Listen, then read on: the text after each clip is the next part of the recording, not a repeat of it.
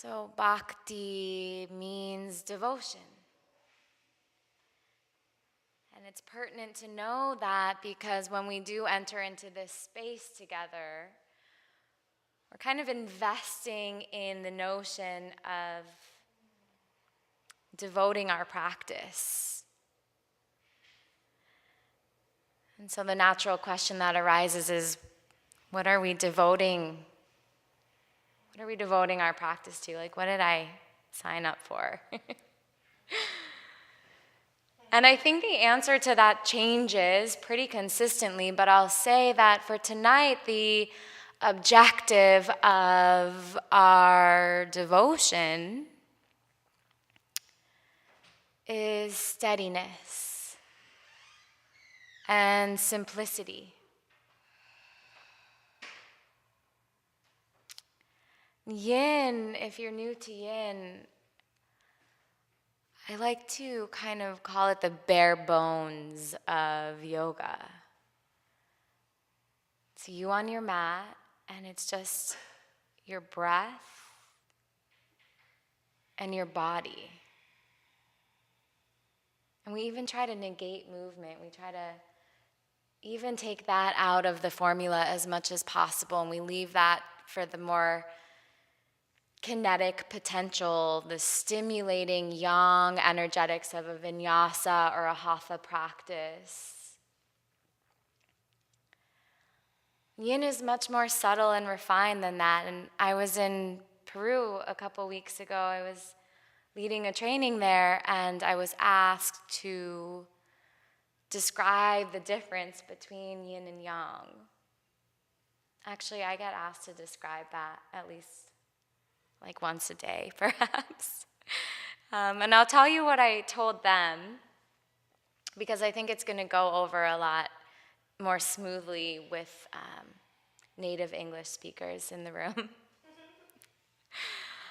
So this is what I said. I told them that all that yoga asks of you, and this is now the theme around Valentine's Day, I just couldn't resist, but all that yoga is really asking of you is to just make love to the shape that you're in. Don't tell anyone that I said this, but vinyasa is kind of like a one-night stand.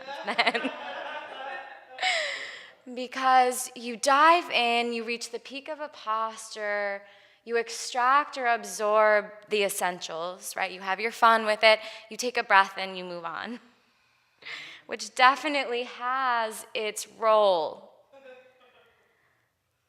for sure. So yin is like the marriage which lasts lifetimes.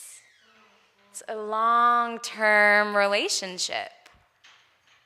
It's a partnership that you enter into in steadiness, in simplicity, and just this commitment to endure.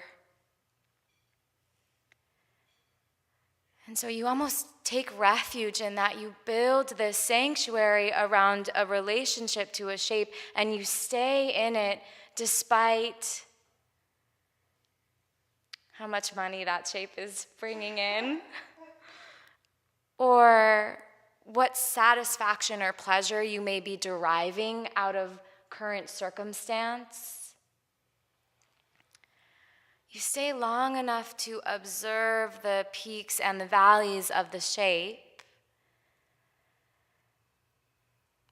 And to me, I think there's a radical simplicity there. There's a Buddhist concept that really encompasses this idea of renunciation. It's called nikama. The Tibetan Buddhist monks, they take a vow into nikama to renounce the normal habituals of our everyday neuroses and the distraction of moving from one shape to another, one environment to another, one partner to another, whatever it is, and just staying radically stable and simple with the shape that you're in.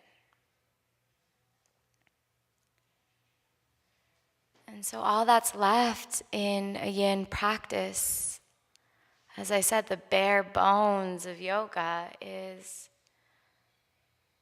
just your beating heart, maybe a forward fold, and this ever beckoning draw to turn inwards.